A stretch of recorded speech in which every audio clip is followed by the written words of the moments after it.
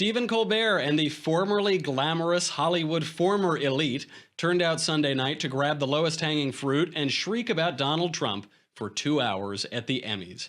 Then YouTube's Red Pill Black, the Daily Wire's Jacob Airey, and His Eminence Paul Bois joined the panel of deplorables to discuss Trump's first speech at the UN, the imminent rapture, which a Christian numerologist predicts will occur in 5 days, hide your kids, hide your wife, and the St. Louis Blues. I'm Michael Knowles, and this is The Michael Knowles Show.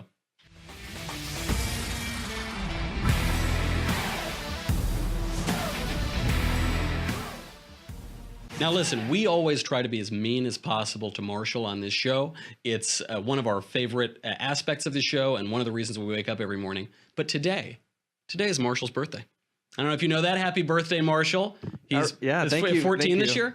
A big 1-4 starting high school. 1-4 plus 13. Good luck, man. You're going to be great. Good luck trying out for the football team and all that. He is going to be great. That little baby face, Marshall Benson. Happy birthday. We got to get right into this. I watched the Emmys yesterday because Clavin made me, and for that he will have to answer to St. Peter someday. And before that I had seen Mother, which we'll talk about a little bit more later. Mother is basically 2 hours of Jennifer Lawrence being tortured. I found the Emmys much more torturous than Mother, than watching Jennifer Lawrence go through hell, literally. So here, let's begin at the very beginning. Here is Stephen Colbert's opening. Dear friends, the next time world's problems make you feel the blues, turn on any channel, well, except the news, 'cause troubles aren't so troubling when you see them in HD. The world's a little better on TV.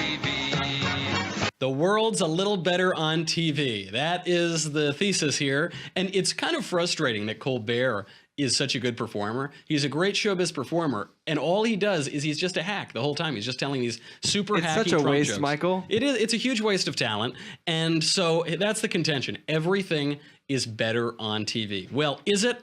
Let's see how the world looks through the lens of TV. Let's kick it off. Who are you rooting for tonight? I'm rooting for everybody black.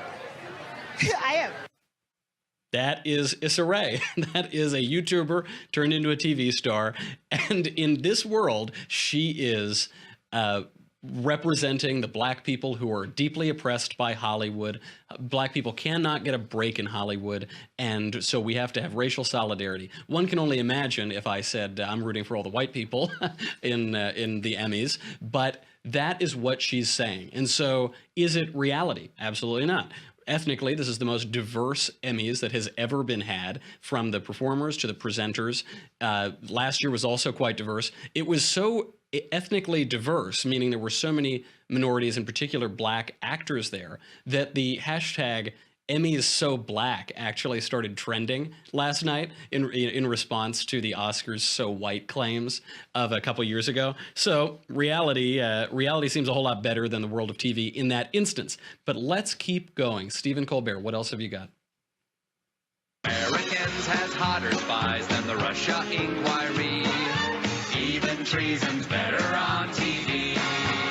Treason. And right before that, Julia Louis-Dreyfus accuses Donald Trump of sympathizing with Nazis. So in the world according to TV, Donald Trump is a Nazi and a traitor. Now, I think separately, one might imply the other, but he is separately a Nazi and a traitor.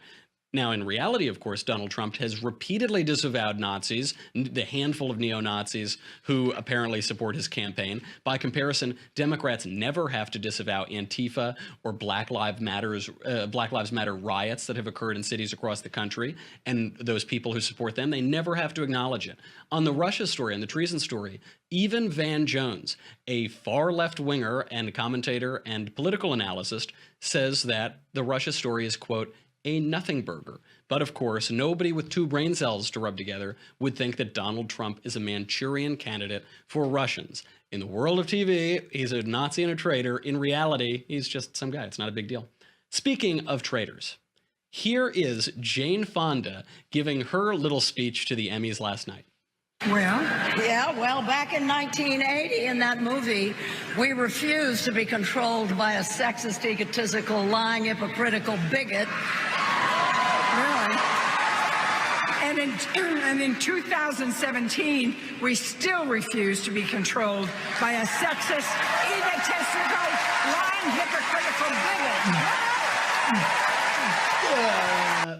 Where's the puke bucket? I need the puke bucket. The virtue, it's tremendous. It's sickening me, all of the virtue signaling. Now that, for those who are either listening or who couldn't get a good glimpse, that woman who was speaking is a traitor. That woman is an actual traitor, Jane Fonda, who aided and abetted our enemies during Vietnam while they were killing and imprisoning and torturing American soldiers. She sat on top of anti-aircraft guns and took photos, anti-aircraft guns simulating shooting down American planes. That's what that woman is. And she's saying that in this country, Donald Trump is a sexist, misogynistic bigot who's pushing everybody around. Who's pushing you around, Jane Fonda? Nobody is pushing you around, but perhaps somebody should, because this traitor to her country, this seditious actress, gets to give absurd speeches lambasting the president, wrongly lambasting the president, slandering him on national television.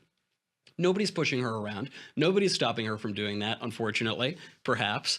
But that's the world of TV. In the world of TV, in the world of imagination, then President Trump is a tyrant who is oppressing everybody, including traitors like Jane Fonda. Now, apparently we're not living in such authoritarian times. At least Chance the Rapper shows up to finally bring a little levity and to entertain us, just like Stephen Colbert promised, right? Wrong, I'm just kidding. He came out and just gave another stupid political speech. So Chance the Rapper, from what I could understand from his rap performance, asked, one, why cops on television shows aren't convicted as murderers, why men with psychological disorders like transgenderism cannot serve in the military openly, and he insists that we DVR our televisions so that we can go and protest Donald Trump. By the way, this attack came within the first 2 minutes of the broadcast. This was Chance the Rapper. So at least we can hope, that the big awards for the night will make good on that promise of lighthearted fun. Everything's better on TV, right? Right? Isn't that? No, absolutely wrong. Here's what's won. I was asleep before. That's how we let it happen. When they slaughtered Congress, we didn't wake up. When they blamed terrorists and suspended the Constitution, we didn't wake up then either. Now I'm awake. My name is Offred. I had another name. Ladies, I have to let you go. It's the law now. I'm sorry, I fell asleep during that trailer, as I did through every single episode of that tedious and pedantic show, which Norm Macdonald rightly called subpar science-fi trash. It won everything. It won Best Drama, Best Actress, Best Supporting Actress, a couple other awards as well. We do need to clarify, this was in the same category as The Crown. It was, oh my gosh, The Crown. It beat out Stranger Things. It beat out Westworld. This was a year of good shows. Unbelievable. This was a year of good shows, and they won. And the reason that Handmaid's Tale won, it really is not a good show. It's poorly written. It's poorly conceived. The acting is fine, I suppose. It's absurdly slow. You really can't watch it and maintain any interest.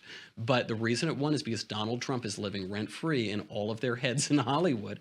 And so they had to give it to the show to send a message about the alleged oppression, right? So in that show, the women, Elizabeth Moss, they're living in a world in which women are subjugated by radical Christians. Now, this is ironic because in our world today, the only place where women are not subjugated is in traditionally Christian nations. But if the show had any guts, they would portray female oppression in a Muslim world. They would portray female oppression in a world where there are consequences to making such claims. But of course they can't do that. So they have to make it about radical Christians oppressing women. When I look around, in reality, that does not appear to be the case. So that's the world according to TV. In that world, Trump gets pretty negative coverage, you might say. Obviously the coverage from the Emmys. But there was a Harvard University study that showed that CNN and NBC gave Trump 93% negative coverage. 93%. Now, to put that in perspective, that same study showed that Barack Obama got 41% negative coverage, George W. Bush 57% negative coverage, and Bill Clinton 60% negative coverage because of all of the sex scandals. But Donald Trump, 93%. Now, what about reality? How does reality look? In reality, the economy is growing. There was accelerated economic growth during Trump's first full quarter. The White House is repealing the unconstitutional executive amnesty and possibly addressing it by legislation. There are stronger lobbying bans for ex-White House employees than we've seen in recent memory. There is the repeal of one mandate forcing taxpayers to fund Planned Parenthood, another one forcing taxpayers to fund abortions overseas. Looks like good news to me. Major reduction in regulations and delays in our energy sector to get the economy going again. Some reports show that there have been 16 regulations repealed for every new regulation added. There's a decline in illegal immigration since Donald Trump was inaugurated, and we have a Supreme Court justice who respects the Constitution. Seems to me like everything is worse on TV. Let's bring on our panel to discuss. We're very lucky, making her debut on the Michael Knowles Show panel of deplorables. We have Candace Owens, better known by her YouTube name, Red Pill Black. Candace, thank you for being here. We have, happy to be from here. the Daily Wire, Jacob Airey, and from Lepanto Live, we have His Eminence, Paul Bois. Now, before we begin, I should be fair. There was one moment of levity during the telecast. That was when Sean Spicer made a surprise appearance, and here he is. So it was a knock on Trump, but it was actually a pretty funny moment. You know, it was a little bipartisan at least. They had a Republican kind of making fun of himself and having a nice little moment. But of course, Hollywood and the mainstream media hate it. CNN ran the headline today, quote, "Why did the Emmys help Sean Spicer rebrand?" The Huffington Post ran, "Angry viewers are in no mood to laugh at Sean Spicer's Emmy jokes." And the Washington Post, "Democracy Dies in Darkness," said, "Spicer's yucky cameo at the Emmys." That is why we can't have nice things. Hollywood used to be glamorous, and now it's crass and vulgar. Paul Bois, should Sean Spicer have shown up? Was it a nice moment?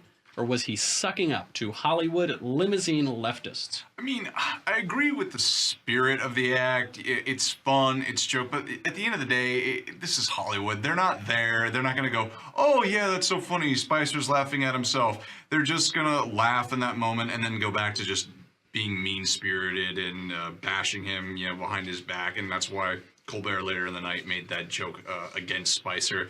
I forget exactly what he said. So, I mean, it's just, I don't agree with sucking up to people that just basically want to punch you in the face. You think you shouldn't have shown up? Yeah. Red Pill Black, gone are the days of Bob Hope. What has made Hollywood so leftist and so screechy in just the last few years?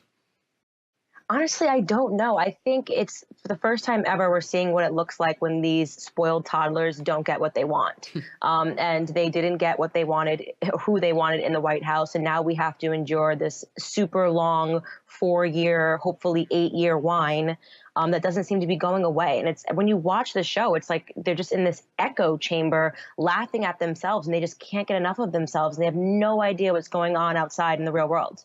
I see that. And you bring up a great point, which is that it's all about the presidential election. We saw all of this after George Bush won the presidency. You had Michael Moore ruining the Oscars and making stupid speeches. And it just seems to be when they get their way, then they basically behave. And when they don't get their way, then they have to ruin every bit of fun and entertainment that we can ask for out of Hollywood. Jacob. Right. The whole show was about Trump. The entire thing. I mean, I pulled out a handful of clips. I could have shown the whole 2-hour telecast. Isn't that exactly what Trump wants? Doesn't he want the attention? Doesn't he want to live rent-free in their head? And if so, why do they give him what he wants? I think it's just part of their bubble, right? So they think we've just got to keep hammering, because they expect Trump to act like George W. Bush. So, he's going to be passive. He's going to ignore it because, President Bush thought the president should be above all this Hollywood criticism. So they're shocked when Trump just goes after them. You can tell their feelings were very hurt when he totally ignored them on Twitter. That was the best part of this whole thing. He is so wily, especially on Twitter. And speaking of Donald Trump driving people crazy, President Trump has just given his first speech to the UN this morning, and he claimed, in typical Trumpian fashion, that the organization that's been around for 72 years has, quote, tremendous potential, which I love. Now, we have to talk about this. It's a great story. You can learn about all of these things. You can learn about the rapture. You can hear about Mother and why all the reviewers are getting Mother wrong. But you can't do it right now. You have to do it at thedailywire.com. So we have to say goodbye to Facebook and YouTube. Thank you for everyone who's already a subscriber. If you're a subscriber or you want to become a subscriber, go to dailywire.com right now. It's only $10 a month, $100 a year. You get me. You get the Andrew Klavan Show. You get the Ben Shapiro Show. I know what you're thinking. So what? So what? Well, that's what I have to say to that. The Leftist Tears Tumblr can be yours with an annual subscription. Now, this Tumblr, I had this last night next to my television set. It was overflowing. I'm gonna have floor damage because of all the leftist tears that were pouring out of my screen. Now, you need the best vessel on the market to carry leftist tears as well. This is absolutely indestructible. It will survive the rapture that is being predicted for 5 days from now. So go over to dailywire.com, get yours, keep your leftist tears hot or cold, always salty and delicious, and we'll be right back.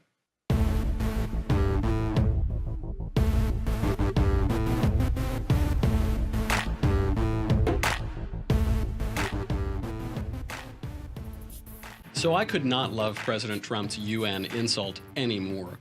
As far as I can tell, the UN is an organization where we invite the worst people on earth to come to our best city. We pay for the lion's share of the whole thing.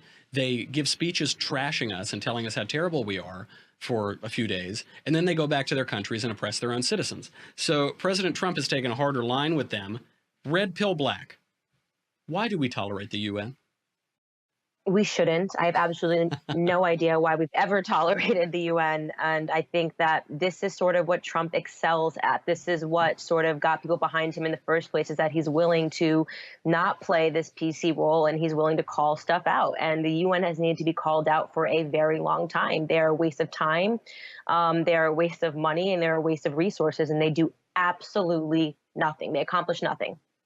I couldn't have said it better myself. Paul Bois, tell Red Pill Black why she's wrong. Is there any role for the UN, period, or at least is there any role in Donald Trump's America? Well, certainly not the America that he promised us. I mean, my opinion of the UN is simply that I think it's good as an idea to give people a neutral forum, countries to just come and debate their grievances. And that's it. As far as everything that it does organizationally around the world, it's a complete disaster, and all of that should be disbanded. But in terms of the idea of it, okay, let's have a forum for countries, you know, this country's mad at this country, okay, let's let them talk it out and debate it, okay, fine.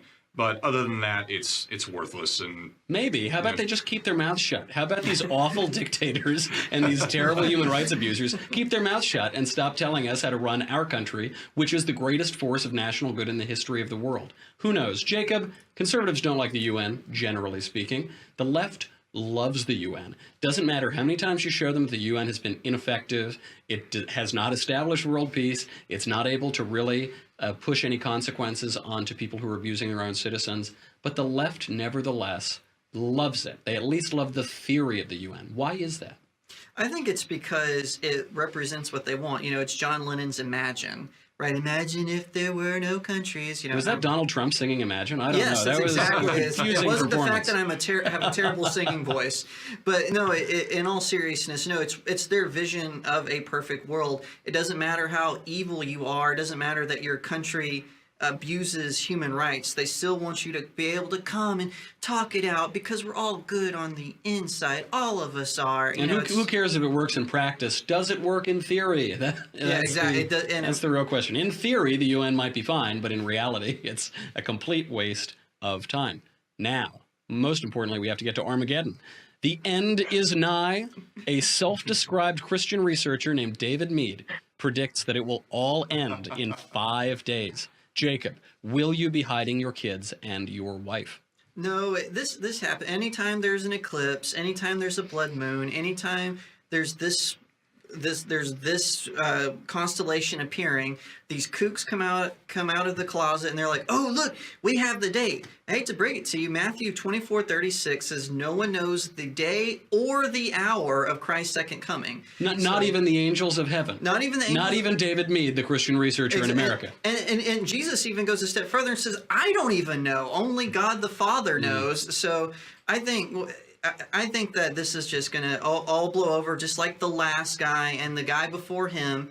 No one knows the day or the hour, and when it comes, we won't be ready for it more than likely. Oh, ye of little faith. You know, Jacob. the metaphor that comes to mind whenever we talk about this, when Christians come out of the woodworks to predict, is a lot like Lego Batman's batarangs, where he's just going to keep throwing batarangs at the Rapture until they finally get it, and they're going to say, first try. Did I tell you he was 14, or did I tell you he was 14? Paul Bois, Jacob makes a very good point. Of that day or hour, no man knows, not even the angels of heaven, only God the Father. Why is it that this guy missed the message? Why do some kooky Protestant sects always insist on predicting the end of the world? Well, as a Catholic, Michael, I have my own perspective on this, but out of charity, I'll withhold that.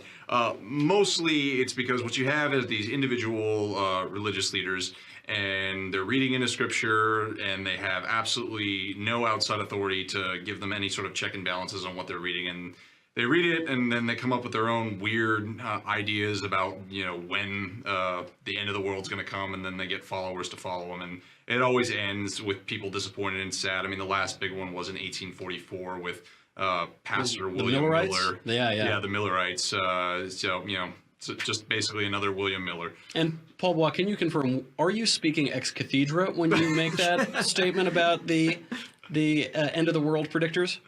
I'm speaking as someone who believes in the authority of the Pope. Such humility from His Eminence. Red pill black. I don't think it's just the Christians who are predicting the end of the world. I think it is the American left, and I think you saw it last night during that Emmy Awards telecast. Every single thing is a sign of the end of the world for them. Now, you, very famously, to borrow your own phrase, took the red pill and completely changed your mind. What made that happen? It was a ton of things, but it was mainly, I always say I was force-fed the red pill. I ended up in a situation where the left press was trying very hard to smear me when I stumbled upon an internet lie, which was the Gamergate non-scandal that they made up to support Hillary Clinton. And I openly tweeted about it, and I got attacked by the left. And once you actually see that these corporations these news organizations are really just businesses, and Jeff Bezos outright purchased the Washington Post for the sake of smearing people and taking down businesses and building other businesses up, you can't unsee it. So he's really done a terrible job with WAPO too. I mean, that thing it used to be pretty bad, but it's unreadable now. I know. It really is. It's so bad. But I have no regrets about being red pilled. I love it. And I'm just happy that I get to spread the knowledge to other people in the Black community. It's amazing that it was a non-controversy that did it for you. It was one of these things about video games. It wasn't a major political issue. It was something personal where you thought, I don't quite agree with the politics on this. Right. Exactly. And listen, everything happens for a reason. It was pretty crazy falling down the rabbit hole at first and realizing that everybody that you thought was like a white supremacist, is actually like on your side. Except for there are a few white supremacists. There are some, but it's not like half the country, like Hillary says. 66 million of them. I'm not so sure. Well, then we have, speaking of race relations and people who are behaving because they haven't had any red pills, St. Louis residents hate to see that evening sun go down, because that's when the rioters have been attacking police, flipping trash cans, and breaking windows on the streets of St. Louis over the acquittal of Jason Stockley, a white cop on trial for killing 24-year-old Anthony Lamar Smith, a young black man. Now, Smith had apparently been seen completing a drug deal, and he then rammed his car into Stockley's police vehicle twice. They engaged in a high-speed chase. He resisted arrest, and then allegedly he reached for a gun, though some have claimed that the gun was planted by Stockley, whose DNA, his own DNA, was found on the weapon. Red pill black. As our expert red-pilled realized that race relations weren't as bad as everybody said, expert, was this a setup? Is there good reason to protest this verdict? No, everything that they are doing is absolutely animalistic, and it's saddening for me to see, because this is what I hate the most about the African American community right now, is that they are constantly rioting, they are constantly acting like animals to no end. You cannot go on a high-speed chase with a police officer and expect that you have rights. If you are doing that, you are playing with your own life. They have every right in that scenario. He wasn't just walking down the street, and got shot by a police officer. He was engaging in a very dangerous, illegal act. And I'm not saying that he deserved to die, but I'm saying that these protests as a result of him dying are absolutely ridiculous, and it needs to stop. And it's, again, just shows you how absolutely warped the media has African Americans.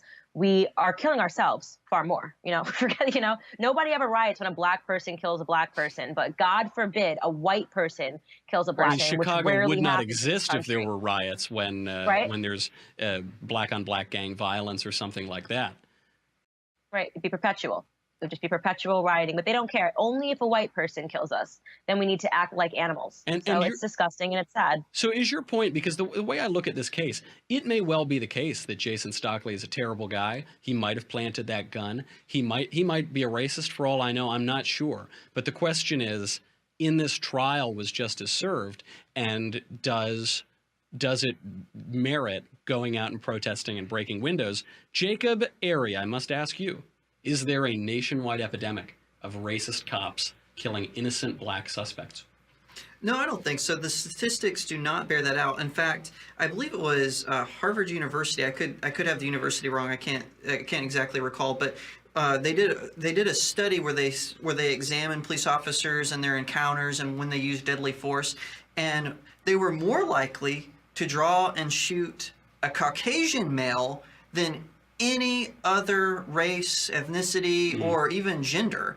They were because they were so worried about causing problems like that. They were least likely to draw their weapon. They were more likely to draw their taser, I believe, but less likely to draw their gun on someone who was of minority or a person of color. And it's hard to tell. I read that study that was Harvard economist published that. There was a Bayesian analysis that was going around a while ago saying that really there is race discrimination from white cops to black suspects.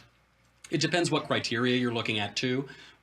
In particular with deadly force, it may be the case that there's no race discrimination in respect to black suspects being pulled over more often.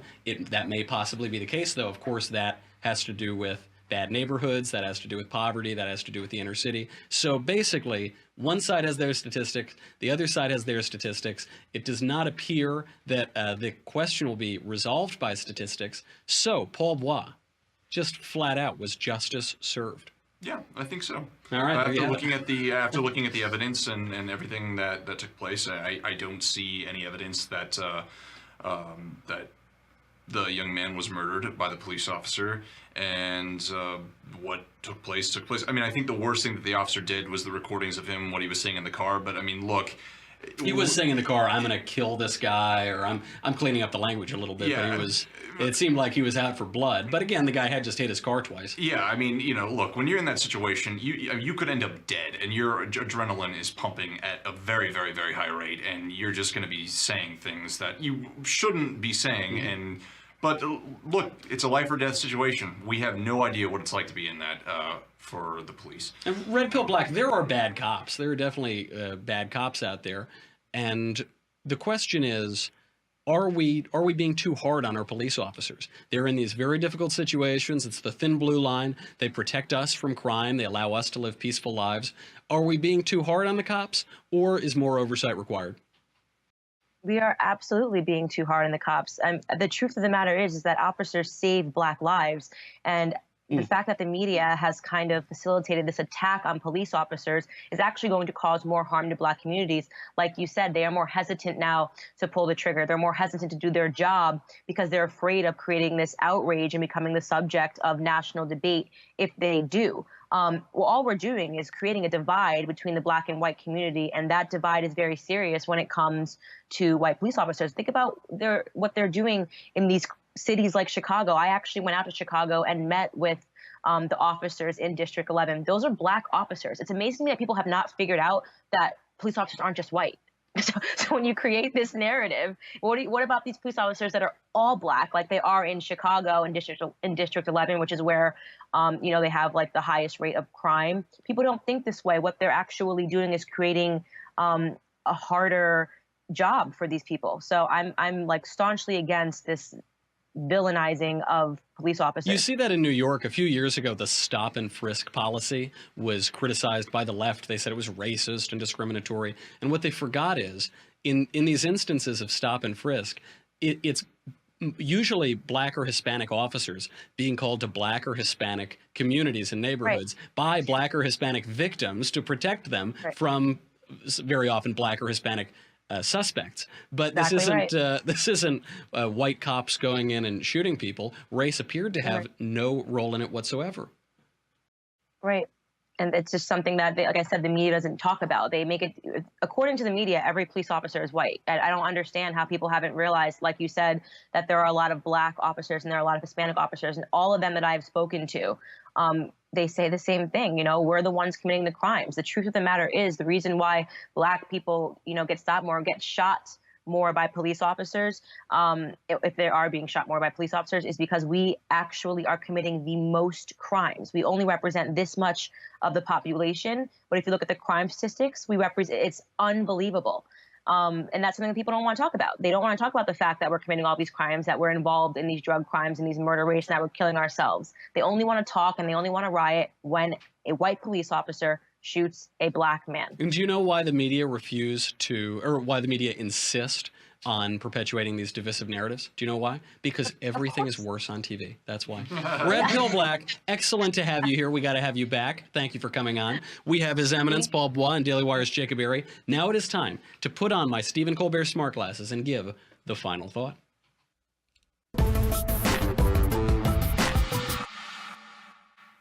For today's final thought, I'm going to do the unthinkable. I am going to defend Hollywood, the horror. Specifically, I'm going to defend Darren Aronofsky's movie Mother, starring Jennifer Lawrence, which I just saw yesterday. I think I am the only conservative in the country who enjoyed Mother. Right-wingers have been excoriating this film. A writer in National Review called it the vilest film Hollywood has ever produced. And the great John Nolte even said that it's an environmentalist, anti-Christian, anti-human screed. Now, with respect to my friends in the conservative movement, conservatives are Philistines, and they have missed the rich narrative of this movie. Now, Jennifer Lawrence and Aronofsky himself might misunderstand it too. Artists often get their own work wrong. But the movie doesn't really make sense if Lawrence's character is seen as Mother Earth. It makes much more sense if we realize that Jennifer Lawrence's character is Satan. It is a Miltonian allegory for Christianity, much like Paradise Lost. Now, the movie is difficult to watch, particularly its depiction of mankind and the Blessed Sacrament. But that's the point. The movie is told from the point of view of Jennifer Lawrence, who is Satan. Mother is a theologically serious movie that presents a thorough and disconcerting portrait of the insidiousness of sin and the unfathomable magnitude of God's love and inventiveness. We have a sympathetic Satan character here, just like we do in Paradise Lost.